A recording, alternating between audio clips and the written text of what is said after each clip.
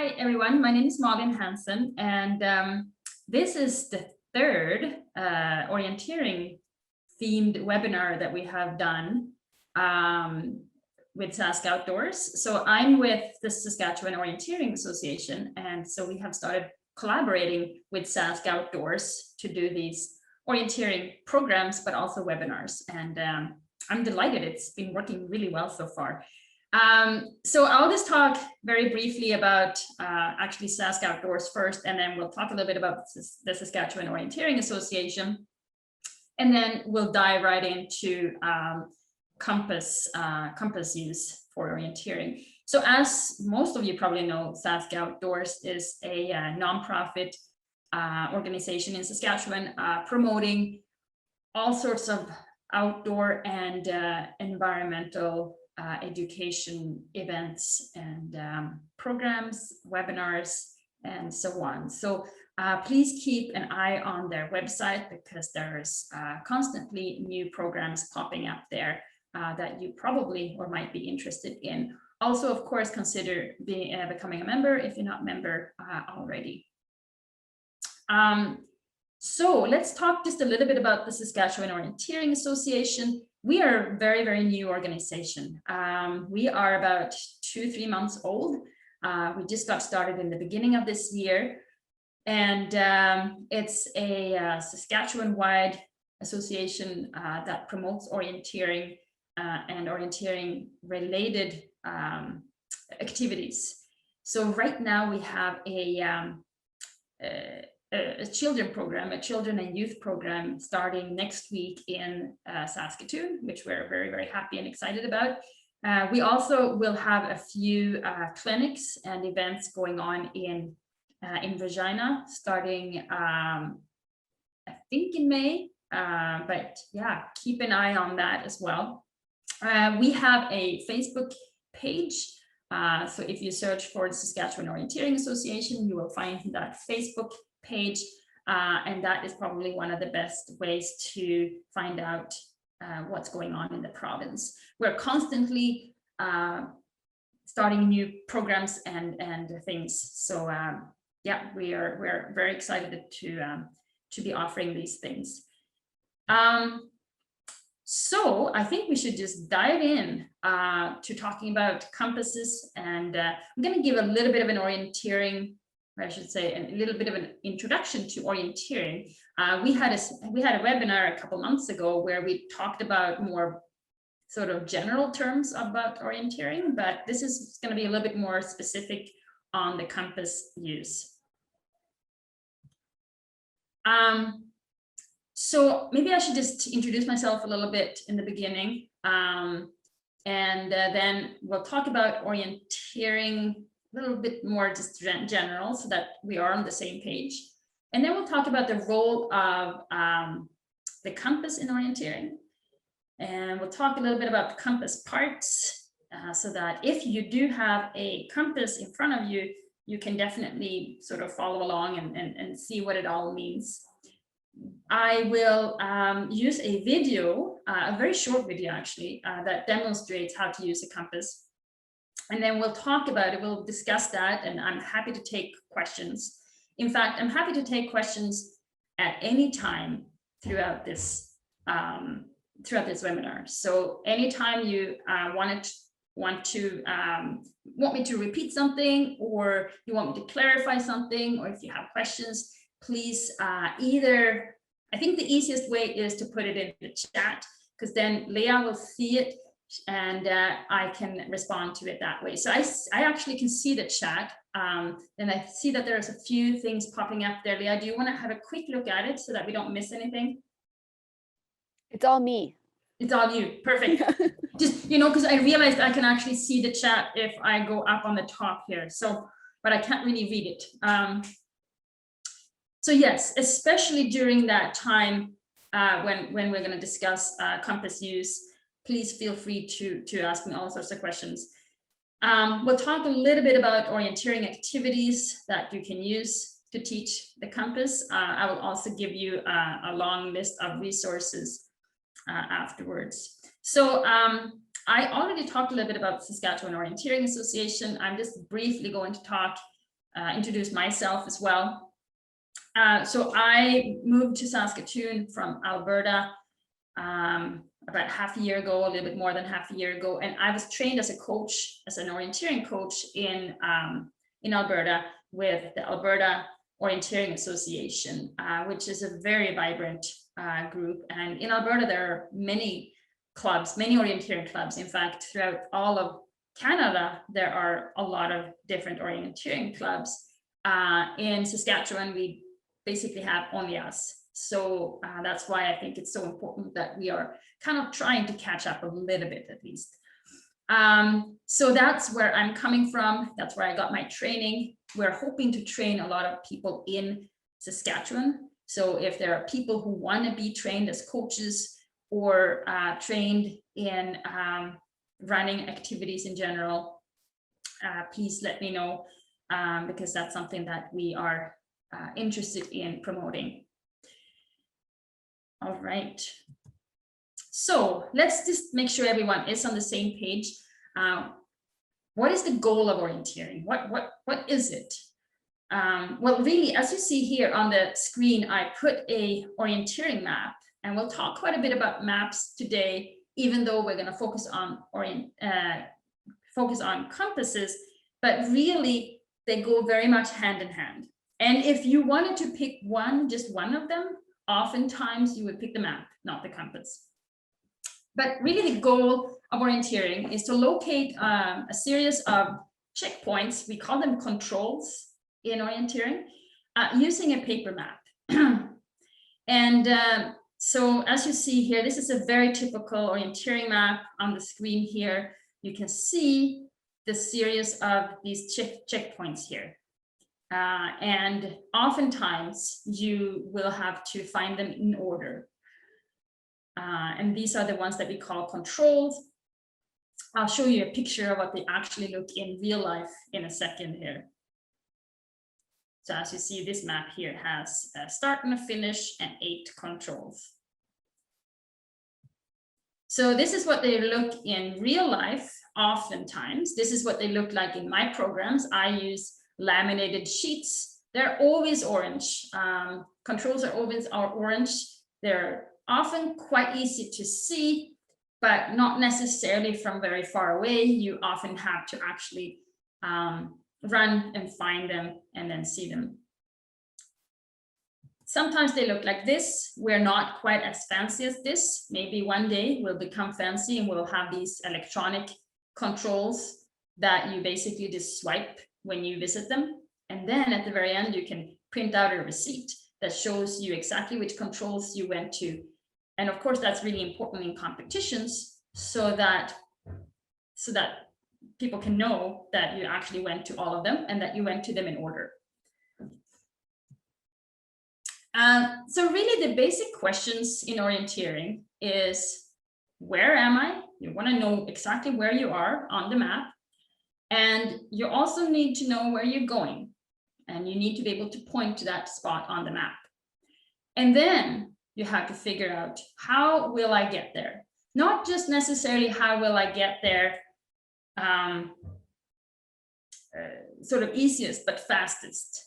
And so, for example, looking at this map here, we're starting over here. Well, yeah, so the first thing we're going to do is to get to number 1. And we can maybe go straight towards number 1. But if you look at this map here, whoops, it might be easier to follow the road and then the path and get to number 1. So not very often is it easiest to go straight. More oftentimes it might be a little bit zigzag, because the shortest way is not always the fastest way. Another way to look at orienteering, which I just kind of want to share, which I heard a little while ago, most orienteering races or most orienteering activities are races, especially if you compete. So an orienteering race is quite similar to any other running race, but you pick your route. So as you know, for those of you who've been running races, you have to turn exactly where everyone else turned. There's going to be volunteers, and there's going to be signs. And if you pick a different route, you're disqualified. But in orienteering, you're not disqualified. In fact, you pick the route that you think is going to be the best and the fastest. And so that's really how orienteering differs from, say, another race in the forest or even in the city. So really, it's how will you get there that is the pinpoint of orienteering. So then the question is, what skills are needed to do that? Well, you obviously need, the first thing is to read a map. You need to be able to understand the symbols of the map and being able to follow it all times. And so that's where sometimes, like I said, you would pick the map over the compass, because if you keep an eye on the map and your surrounding, and if you put the finger on where you are on the map at all times, you will not get lost, and you will know where you are on the map, and you will be able to follow or finish the course without any problems. So map reading is the absolute number one. And then map orientation, of course, is hand in hand with map reading, because if you're not holding the map correctly, you're not going to be able to read it, because it's not going to make any sense. So map orientation is really holding the map in the right direction. If you're standing and seeing a lake in front of you, you obviously want to see that lake on the map in front of you as well. You don't want to tilt it upside down or hold it in the wrong direction so that the map does not match up with your surrounding. So map orientation is really key as well. So landmarks. So what is a landmark? Well, landmarks are big things in your surrounding that are easy to spot and match with a map. So for example, on this screen here, you see a map, you see a big body of water here. That's an excellent landmark, because for most of this course, or at least for part of, or probably about half of the course on this map here, you will be able to see that body of water. So it's very easy to use that to quickly orient your map. Other landmarks can be hills or even mountains. It can be towers. It can be even certain pieces of land, like open areas or even forested areas, depending on what type of land you're on. So these are basically sort of features in the surrounding that you can use to make sure that your map is oriented correctly. And if you have a lot of landmarks in your area, you might not necessarily even need your compass. In fact, for younger children, we use landmarks only. We use a lot of parks and areas where there is a lot of landmarks. And then having a compass is really not so important anymore. So then the question is, then if we have landmarks, what is the role of the compass? So I know a lot of people are wondering that. Like, well, we don't need to use a compass. Why would we use it? And that's a good question. If there are very few landmarks, you may need to use the compass to help you orient the map. Because if you don't have big bodies of water or towers or areas that you can easily match up with the map, you might not know what is north in your area. And if you don't know where north is in your surrounding, or if you don't have a feature to match up with your map, you don't know how to hold your map. You just simply don't know how to hold it unless you have a compass to tell you where north is. And then of course you can orient your map so that north on the map points in the real north direction. So that's really the big thing about the compass. It is a way to orient your map. And so as you see in this picture here, we're using the compass, which is pointing to the north, as you see this magnetic needle here. We'll talk about the parts of the compass in just a second.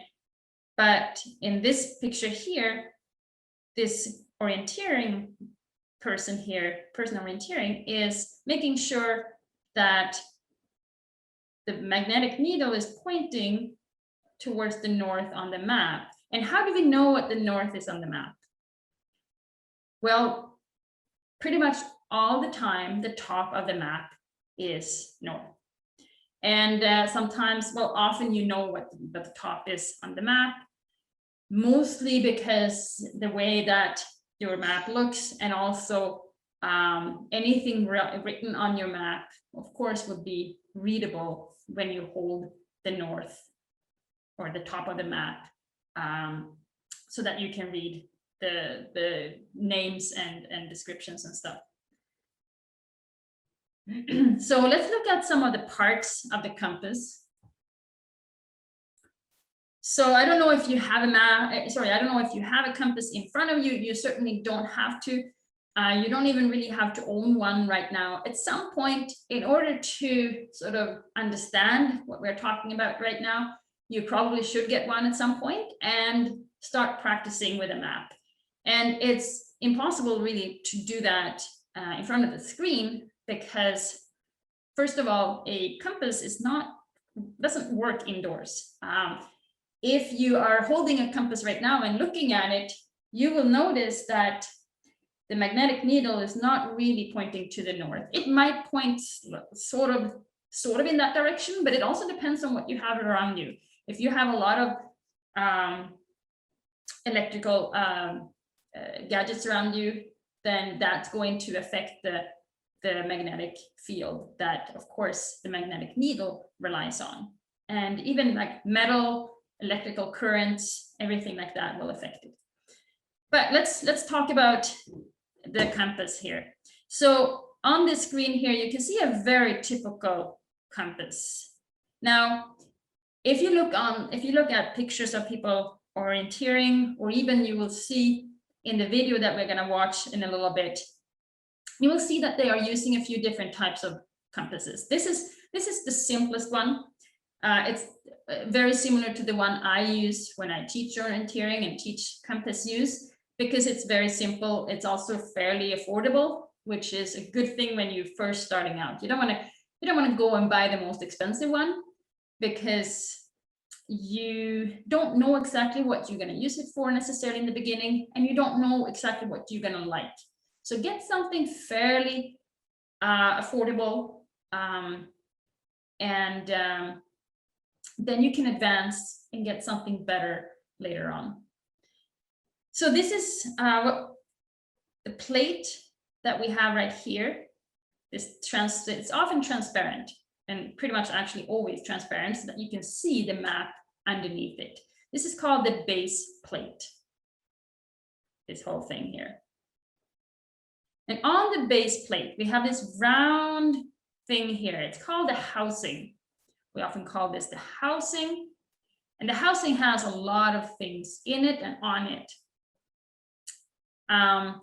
The most, I guess, noticeable thing here is this dial with degrees. And it's also sometimes called the bezel of the housing. And basically what it is, it's a dial that you can turn, and it has the degrees on it. And it also has the cardinal directions, or north, east, south, and west on it. Okay, and then we have the magnetic needle, which is this moving sort of needle inside the compass housing. And that, of course, is the needle that will align itself with the magnetic field of the Earth. So in order for that to happen, you have to make sure that you hold the compass flat at all times, either in your hand or on the map, so that it's always flat. You don't want to tilt it, because then the magnetic needle doesn't have, it can't freely rotate, and it has to completely freely rotate in order to align itself. All right, what else do we have here? We have this arrow here, this is a really important arrow to recognize, because it's called an orienting arrow. And that is what you need to make.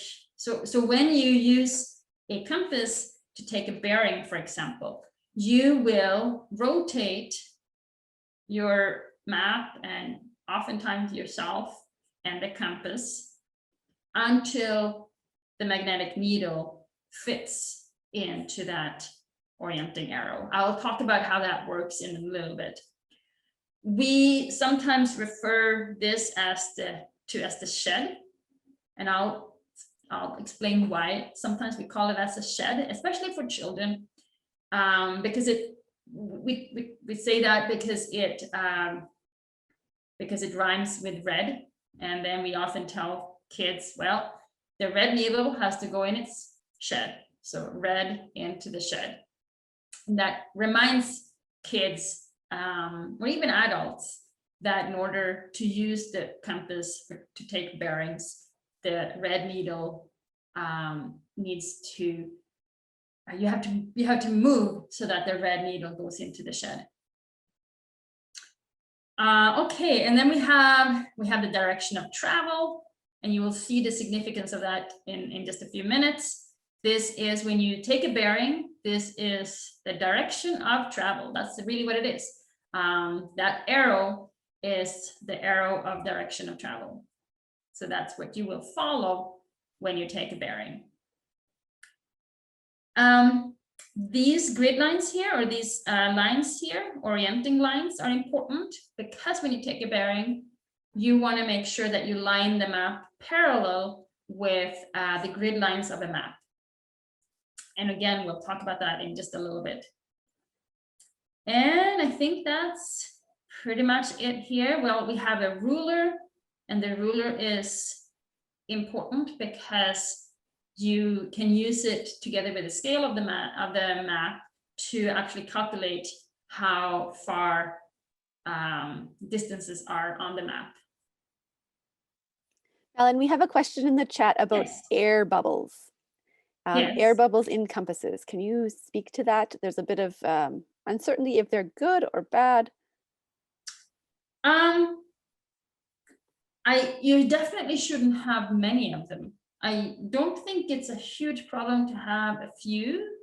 I don't have any in mine, and it might be a sign that it's getting older, but as far as I know, having one or two isn't a problem. But if it does obstruct the needle, if you can tell that the needle is not flowing freely, then those bubbles are not a good thing. So I think you kind of have to look at it and see what the red arrow does. If it doesn't seem to float around freely, then it's a problem. But I don't have experiences about that. And of course, if anyone, because I know some of you who are actually here listening are also fairly good at orienteering and with compass use. If you have answers that are better than mine, or that you want to add to what I'm saying, feel free. You don't have to, I'm not going to force you to, but feel free to chip in, because I am definitely not, I don't have endless experience in this, but I like it, that's for sure. Right, are there any other questions? Was that it? Okay, good. Yeah, so feel free. Again, I think I saw one more thing pop up there, but feel free again to interrupt, because I don't necessarily want to just talk and talk and talk without you actually following what I'm doing. Good, I think that's pretty much sums up the parts, and of course we'll get back to the parts when we talk about how to use it a little bit more soon here. Right, so many of you have heard about declination, and that is I should say it's sometimes something we really have to take into account when we use a compass and a map. But I say sometimes, because for orienteering maps, we account for it when we make the maps. But if you use your compass with a topographical map or any other map that is not an orienteering map, you will have to account for this. So I'm just going to briefly talk about declination for a little bit. So there is a difference between the geographic North Pole and the magnetic North. And so the reason for that is that the geographic pole is the North Pole, and of course it's a fixed location. But the magnetic North is where the magnetic field of the Earth emerges. And so, of course, and so I guess I shouldn't say it's something that we naturally understand, but the truth is that it actually moves around a little bit. It's not a fixed location. And I guess even more important, it's not the same location as the North Pole. So as you see here, if we look at the true North, we sometimes call it the true North, we call it the North Pole, you'll see all of these terms, or the geographic North. Most maps, like for example, a topographical map, the top of that map will indicate the true North, the North Pole. But of course, a compass, a magnetic needle, will point to the magnetic pole, not to the North Pole, not to the geographic pole. So there is a difference, obviously, and that difference is sort of it's an angular difference. And that angular difference will translate into a geographic distance difference if you're not accounting for it. You can actually go you can go quite a bit wrong in terms of distance if you're not accounting for it. So we call that angular difference declination. So in Saskatchewan, we have a declination of around 10 degrees east. And so that basically means that this angular difference here is 10 degrees, and that the magnetic North is on the east side of the geographic North.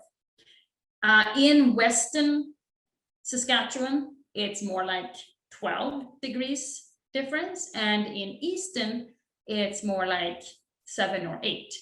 So the 10 is really just, it's quite local, but of course it's similar. It's similar throughout the middle of Saskatchewan. 10 degrees would probably be pretty much the same for say Regina as well. But that's something that you have to look at, and even just Google declination for your own area, you will find it pretty quick.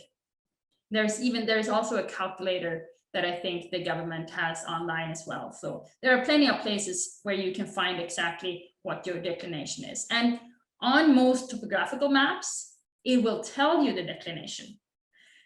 But of course, because it changes every year, if your topographical map is really old, it might not be accurate. So it's always good to look that up online so that you get the most accurate reading. So like I said, topographical maps points towards the geographic North. And if you use a compass with your topographical map, you have to account for the difference. Otherwise, you're going to go wrong. And so I'm just very, very briefly going to go through how to adjust for it. Different compasses works differently. But so some of them you can't even change. Some of them you can't even account for it. Some of them you actually have to account for it in your head. But on some or many compasses, you can actually change the compass housing. So as you see here, this orienting arrow, so this is the shed that we were talking about before. It's pointing right at north. And so if you have a compass in front of you, that's probably what you're gonna see. The orienting arrow, it's not always red. The orienting arrow on mine actually is black, but it's pointing at north. And if you want to account for your declination, you have to switch, or you have to actually turn it. And like I said, for some compasses, you can turn it. There is a little sort of a little rotating thing, and you probably need a screwdriver, or most of those compasses even have a little tool that comes with it so that you can turn it. And what you do then is you turn your orienting arrow so that you shift it, so that when the magnetic needle aligns itself with the shed, the orienting arrow, then north is still north, true north. North is pointing to like this N here is pointing at true north, while the magnetic north, or while the needle is pointing to the magnetic north. So you basically have to pull them apart or turn them apart so that you still have true north and magnetic north. And now you can use that with a topographical map. And when the magnetic needle is pointing to the magnetic north, your N is still going to point towards the true north. If you can't account for it using your compass, you basically have to just add. You have to add that degree. So in Saskatchewan, you have to add 10 degrees. So now, luckily for orienteers, orienteering maps are oriented towards the magnetic north. We don't have to account for it, because otherwise, when you were out orienteering, or especially when you were running races, it would just be too much for people who orienteer, who race, to worry about. So all orienteering maps, or at least the official ones, are always pointing to the magnetic north. The top is magnetic north rather than geographic north. So we're lucky that way. So let's talk a little bit about how to take a bearing, which is something you would do with your compass. In fact, it's probably the sort of most common thing that you would use your compass for. Like I said before, you would use it to figure out where north is so that you can orient your map. But if you have no landmarks and you want to take a bearing to figure out which direction to go to find your control, then you would take a bearing. So the first thing to do is to find out where you are on the map and where you want to go. So for example, let's say that I want to go from control 1 to control 2, but I don't know which direction it is. Then you take your compass and you line up this this flat, or this straight edge, the edge of the compass. You line it up from 1 to 2.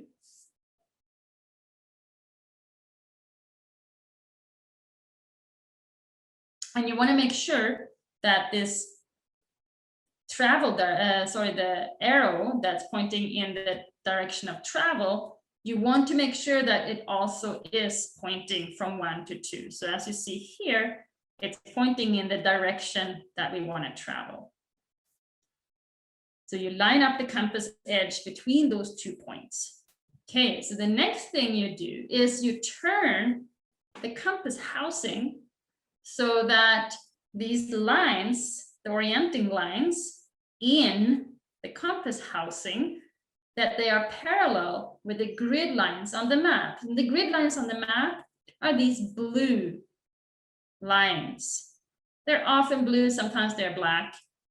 But these orienting lines inside the housing of the compass needs to be lined up. They need to be parallel to those lines, to those grid lines. Okay. And then of course we want to make sure that this arrow here is pointing to the north. But this magnetic needle might not point that direction yet, but we have to orient the map in order to do so.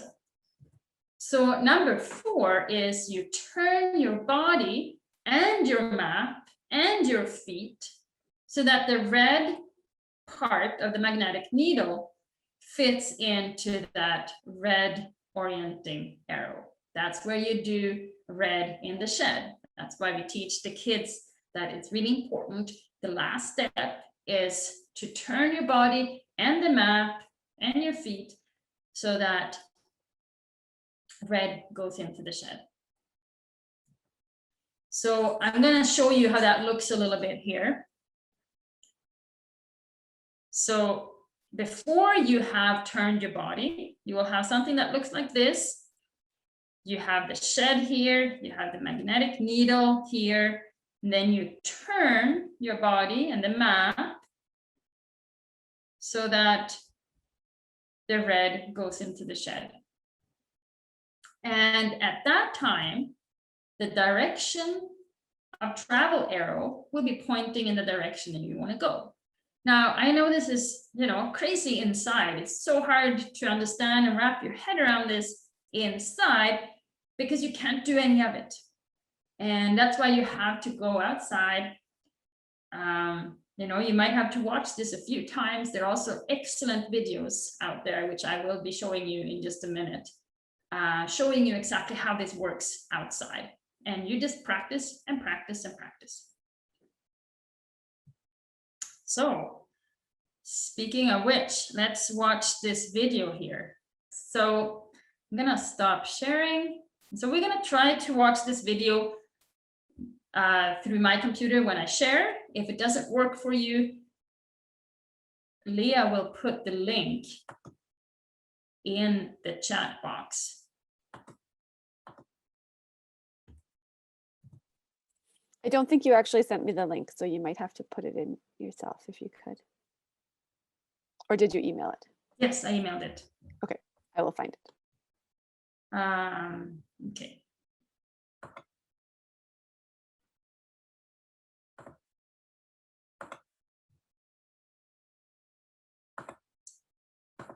So yeah, sorry, did you find it? Yeah, good. So I'm gonna start sharing here again.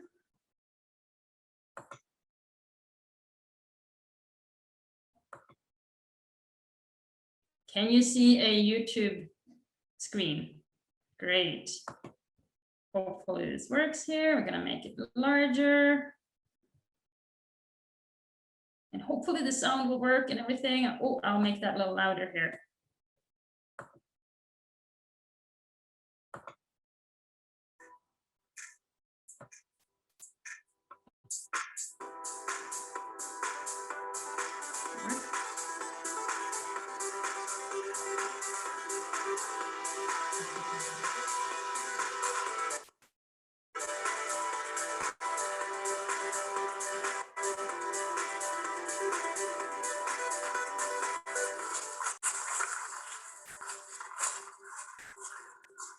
Hi there, I'm Hector Haynes, and I'm a member of the Great British Orienteering team. I'm here to talk to you today about how to keep your direction in orienteering, and that means using the compass. Compass really is the king of orienteering. So this is the base plate compass. You can see it's a plate on the bottom, it's got a magnifier here, and the compass itself is here, red pointing north, and we can turn the housing of the compass here, and the red lines underneath turn with that. So we take the compass and we put it on the map. Now we are stood at control number 4. We take the compass and we want to go towards control number 5. So align the compass, the edge of the compass, with the direction that you want to travel here, 4 to 5. okay, like so. With the housing of the compass, we can turn it such that the red lines on the housing here, the red lines, then are parallel with the north lines of the map. The north lines of the map can be seen here and in blue. They're spaced evenly across the map.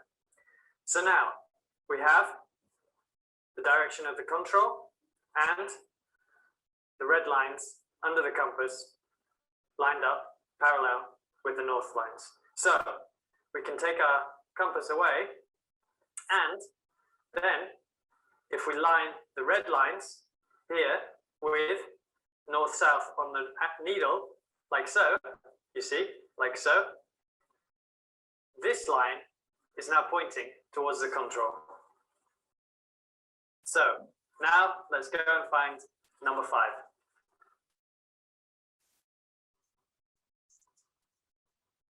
So even though I'm running on a bearing, I'm still reading the map. I'm taking in as much information as possible, and I can see the contours, know that I'm going to be losing height here, and know that I can look for a path just before the control. The compass is just keeping me on my line. When I'm racing, I like to use a thumb compass nowadays. I think it saves me time. It allows for clean navigation, immediately get your direction. And this is important if you want to keep a high speed. So now we're at number 5, and we're going to run to number 6. And this time I'm going to use a thumb compass. So in the same way, I line up the compass here between 5 and 6. And the north lines on the map, I twist the bezel and the housing of the compass to match up with these lines. Then I can easily rotate the compass so that the north arrow then lines up with the lines inside the housing, which means this is the direction, 5 to 6. It's always important to pick the fastest route in the forest. Look for features ahead that will allow you to keep your line as best as possible. You can use things such as significant trees. Here, I could see the small boulder on my left, so I knew I was keeping the right direction. The terrain in the marsh makes it difficult to run straight, many fallen trees, etc.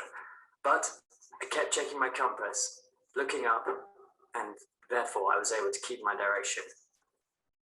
So, to recap, you can take a compass bearing by lining up your base plate compass with the map, and then turning around the housing so that the needle matches the north lines. This can also be done with a thumb compass, which many experts use, as you can take in both the map and the direction at the same time.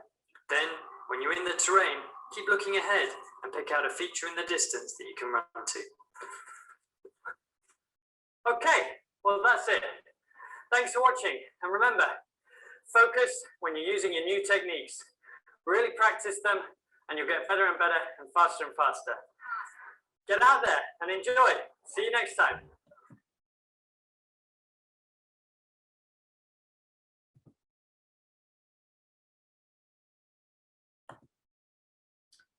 Okay, so I'm gonna go back to my slides and then start sharing again.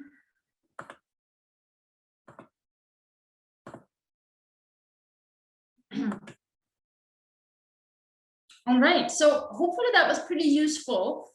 I'm happy to take questions about that at this point. I'm happy to discuss. I'm going to talk a little bit about, after this, I'm going to talk a little bit about what you can do to teach these things. But then we are pretty much done in a few minutes. So I'm happy to take a few minutes just to chit chat about what we just heard and what I said ahead of that. If you have questions or if you want to repeat anything, I'm happy to go through some of those slides again. And of course, this video might be something that you watch over and over again, especially after practicing on your own. So let's see if there are any questions now.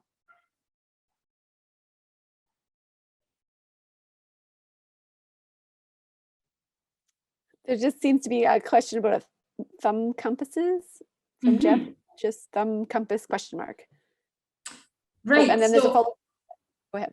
Yeah, no, I was just gonna say that one is it's very handy for people who are especially racing. I wouldn't buy one necessarily for just doing sort of amateur stuff in the forest and stuff. It would not be my first compass, so to say. It is handy, especially if you want to go fast. If you want to be reading your map and running at the same time, it helps you.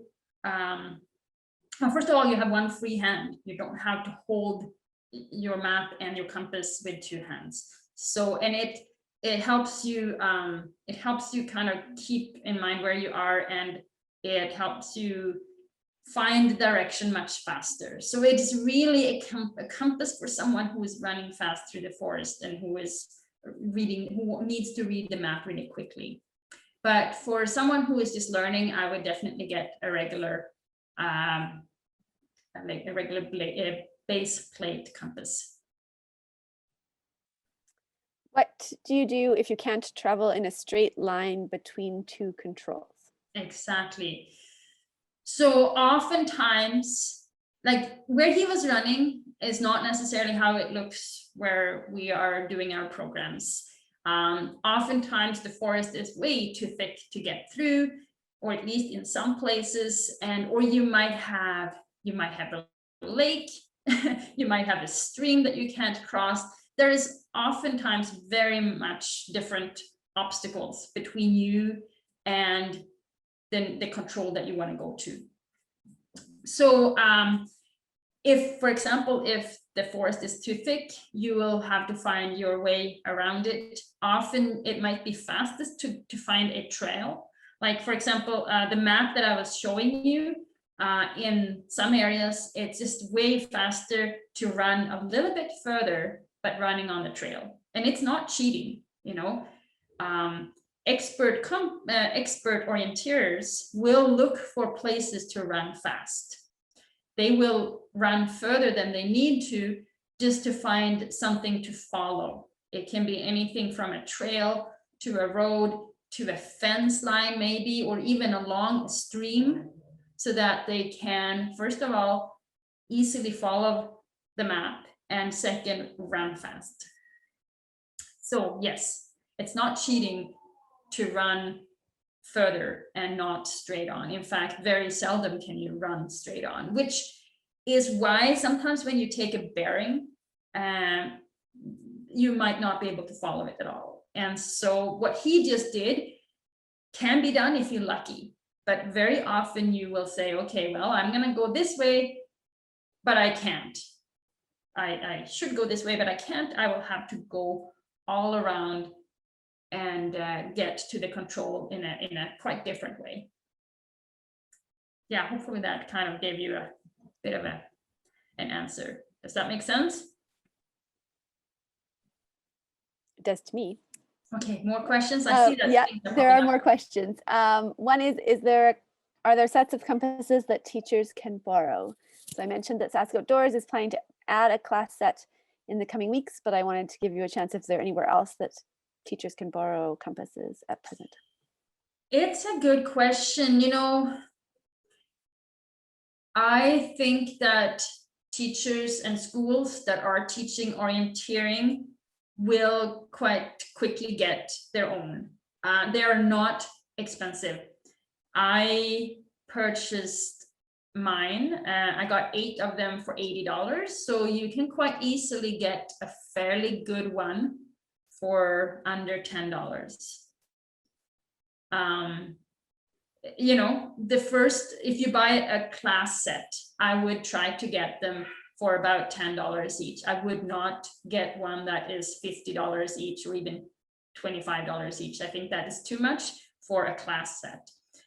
So for that reason, because they are fairly affordable, if you want to teach compass to your kids or to your students, I would get a class set, and that seems to be what I have. If I go out to schools and they want to teach compass with the kids, then they usually have them. But I have a set for my programs, and I'm happy to take them. If I go out to the school, And if they don't have them, I take mine with me for sure and let the students borrow them.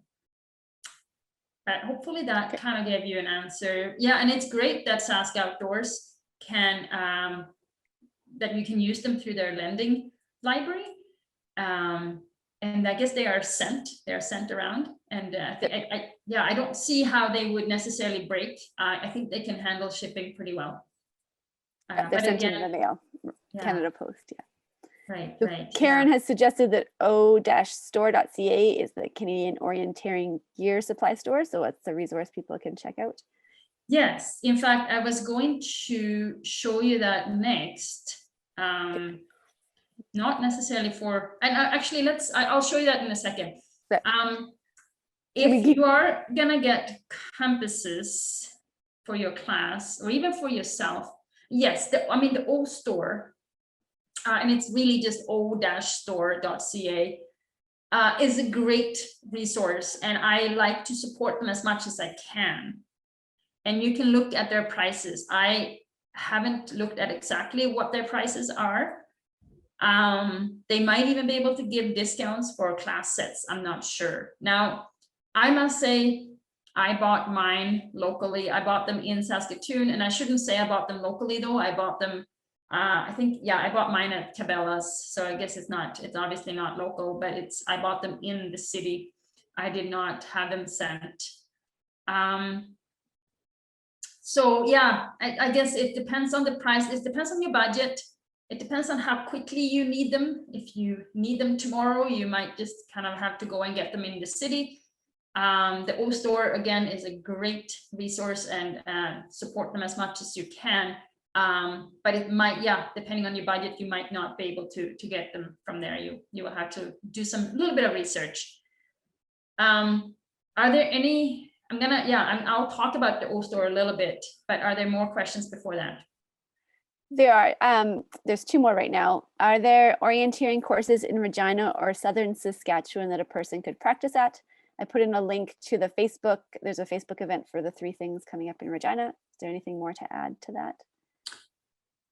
As far as I know right now, there are a few clinics, basically practice opportunities and instructional opportunities for adults and children. I think they're family friendly. They're not necessarily, it's not a children program.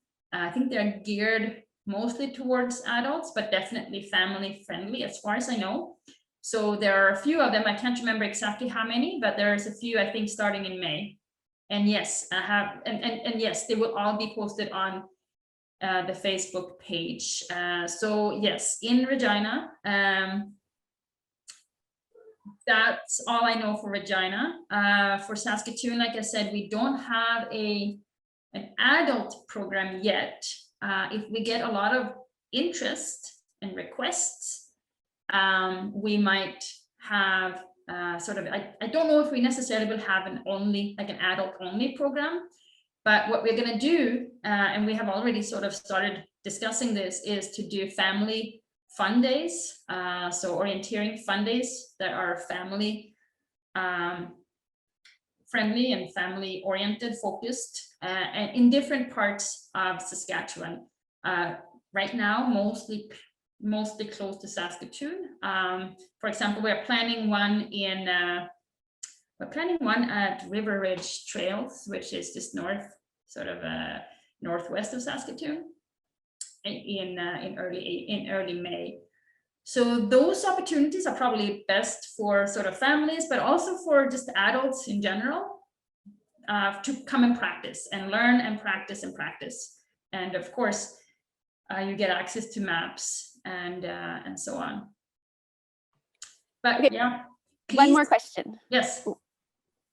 What would the minimum area needed to set up a basic course for children? Does it make a difference if the area has lots of trees or is more open prairie? You definitely, people, and I do too, I put them up in schoolyards. It depends a little bit on the age of the children.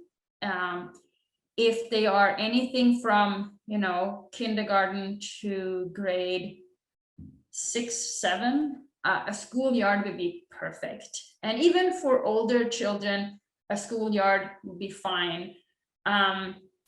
For high school and so on, what we have done here in Saskatoon is some high schools will tell me that they want to meet in a natural area in the city or even outside the city. So they choose to do that because of course they get even more practice that way. Or they might do one session in a schoolyard and one session to follow up in a more natural, bigger area.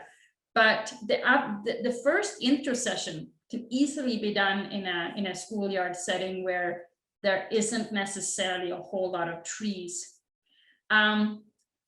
I usually say that it's best to pick an area that has a fair amount of features. So some buildings, some trees. It is nice to have some trees completely open. Is a little harder if you have a lot of topography, a lot of like interesting terrain. Well, even just hills, yes, it can be open, but I wouldn't set up a course in a football field, even though some people actually start doing orienteering related activities in the gym and then bring it outside. But I think for the kids to get really into it, it's fun to have a few different types of features. Hopefully that answered your question. I think that's all. I think you're good to move on with your slides now. Okay, perfect. And it is shared, right? Good. So yeah, so let's talk just a little bit about the O store. So as you see here, you can see the link up here to the O store. It's o-store.ca. Lots of different things for teachers, for coaches, for parents, lots of fun things, both for adults and kids. I wanted to just show you this because I think it's pretty cool. This is actually a large sort of teaching and demo compass. I don't own this yet, but I'm very interested in getting one, which will help out in the field, out in the forest or park, where you can show how to turn, how to use the compass, how to turn the housing, how to line up the lines and everything. So it obviously cannot necessarily be used as, it can't be used with the map, because I think this one is, it's fairly large, 25 times 37 centimeters. Yeah, so fairly large, but a lot easier to hold up and to show, right? So I just wanted to show that one because I think it's kind of cool.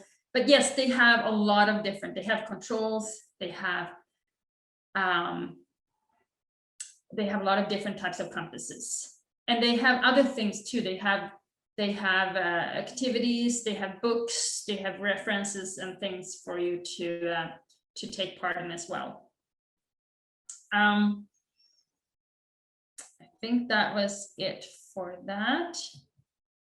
So I just wanted to very briefly, I don't have a lot that I'm going to explain to you right now in terms of games and activities. I have a huge resource list at the end of these slides, and of course these slides and the recording will be posted at or on the Sask Outdoors website. So if you want to hear it again, and if you want to look at the slides, please find it there.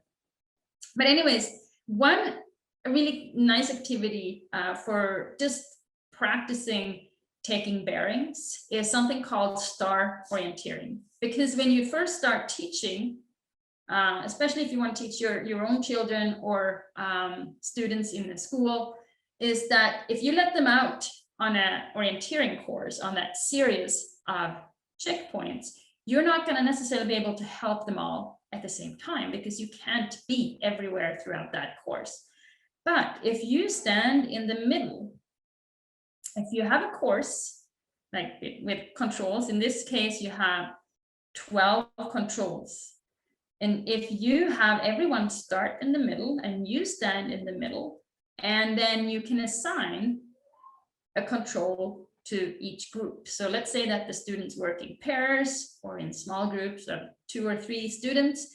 You can send them out to the controls and you can assign them. So one group might be assigned number 1, the next group number 2, number 3. That way they're not all, first of all, they're not all going to run to exactly the same control. They have to work on one that is unique for them. Plus, you can stand here and help them take the bearing, ensure that they are actually running in the right direction. Some of them might even be visible from this area here, so that they can take the bearing and then look up and then see, yep, that's where the control is, and then run to it. Some of them might not be visible. Some of them, they might actually have to run a little bit and then see it. So, so that really helps you. Yeah, it helps you help them. Plus, they get a lot of practice, both running and taking bearings. So there's tons of resources, and I have found quite a few videos. The one I showed you was nice and short and like basically right to the point. I like this one here. This one is a little bit longer, I think 7 minutes, and this one here. This one shows you what to do if you have a topographical map. So this video here is very good for someone who goes hiking and uses a compass, because it also explains how to account for declination. And then there's a few that one of them we were just watching, and the other one is also pretty good. So there's lots of good videos. There's some, this is a step-by-step PDF on how to take a bearing. And then the next resource page here are games and activities. So yeah, there's lots and lots of resources out there, and I'm happy to point you to different types of games that I like as well. I'm putting together a lesson plan for my program, and I'm happy to share that one as well. It's not quite in order yet, but that lesson plan I'm happy to share to teachers or even to families. With that, I'm done. I'm happy to take more questions. And I think we are right on, yeah, we're just a few minutes after 8, but I hope there is a little bit of time, a few minutes for questions. Are there any more, Leah? Not yet. There is one comment. We would love the lesson plan and an email with the resource links. Right. So yes, what we will do is I will send everyone an email or everyone who registered would get an email with the link to the recording and a link to also where it is on Facebook, on Sask Outdoors website, and you get a link to a survey, because we would love to get your feedback to this webinar. And even if, and I guess all of you are here, but even if you didn't get a chance to be here live, you can tell people if they get their recording there. I'm happy to get feedback on the recording as well. And I can put in these links. So as you see on the screen right now, there are quite a few links to games and activities and stuff like that. That will be on the slide, but I can put that in the email as well. Yeah, if you need to sign off, please feel free to do so. If you have questions, you can hang on and ask those. Thank you so much, everyone. This was great. I hope that this was useful. Again, practice, because again, a compass webinar inside is a bit of an experiment. Great, thank you. You did wonderful. We'll stick around for a few minutes if anyone has any questions.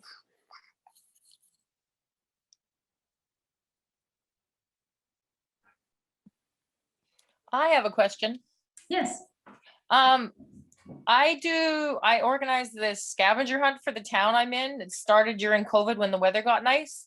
my plan was people were supposed to walk around and go find things. Like I was taking pictures of things around town. And then about every 10 days or 2 weeks, we put out a new one. So a lot of the people that are competitive in this thing, it's become quite an issue. Every time there's a holiday, they keep driving around, which is fine. Like really, it's not a big deal. There's walkers and they do it. I'm thinking of using your orienteering idea and having little boxes with the flag on it or something, and then using the maps. I took your map course. And making a map of the town, so they have to look in a certain area, and then taking simple, well, maybe complex coloring pages and cut them up. So it's kind of like 12 puzzle pieces, I guess you could say. And then it's going to force these people to get out of their vehicles. Yes. Yeah, great. And then find these puzzle pieces and then put them together. Because there's some families and they have little kids, that go along and stuff like that. And then they could, anyway, this is an idea. Would that be an okay thing if I use the orienteering flag idea and the maps to try something different? Oh yeah, yeah, absolutely. Yeah. I don't think there's any, there's definitely no strict uses of, the word orienteering. I use a lot of treasure hunts when I teach orienteering to young kids because it helps them kind of keep up, the interest. But yeah, orienteering can be so many different things, and orienteering can be done in very urban areas. Anything from people running down the street, but there even competitions are held in the city of London, in central London. So there is no place where orienteering cannot be done. So and you can take any kind of aspects of orienteering and tweak it into an activity that you want to do for sure. So like the circles that were on the maps, how big an area is that often? Like, is it quite a small, like the size of a yard of a typical house, or would it be smaller than that, like the size of a car? Well, the circles are really just indicating where the control is in sort of in the area, and then once they get close to it, once they get into that circle, they should be able to see it. So I don't think you'd necessarily know, because it depends on the scale of the map as well. I basically, so those circles have nothing to do necessarily with the real life.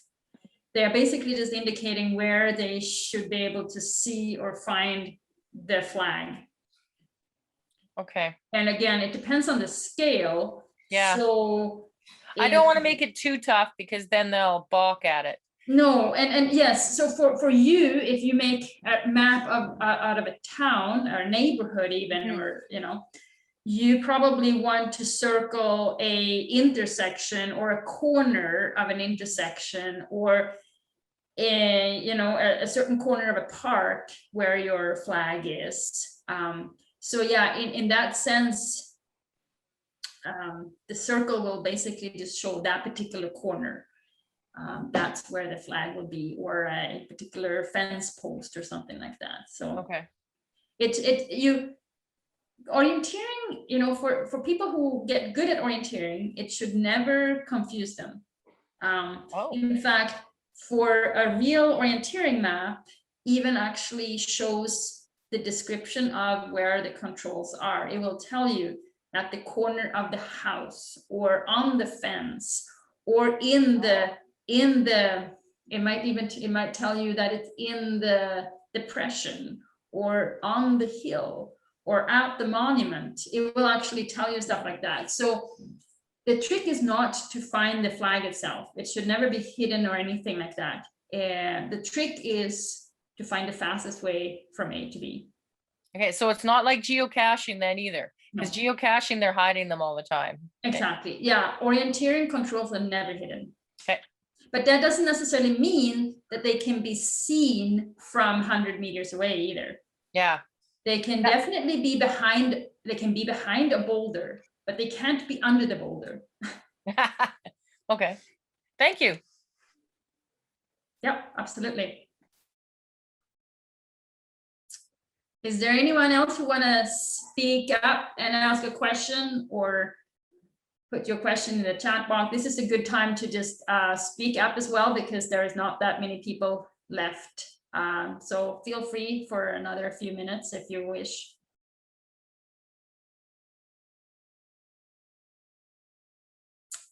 And of course, email me. Maybe I didn't say that before. Feel free, and I'll put that in my email too. Always email me if you have any questions at, you know, even next month, half a year from now, email me and ask your questions, because I'll always be happy to answer them. All right. Thanks everyone. Thanks for sticking around, and hopefully you can, hopefully you can go out and do this. Even tomorrow, it's supposed to be a beautiful day. Good night, everyone.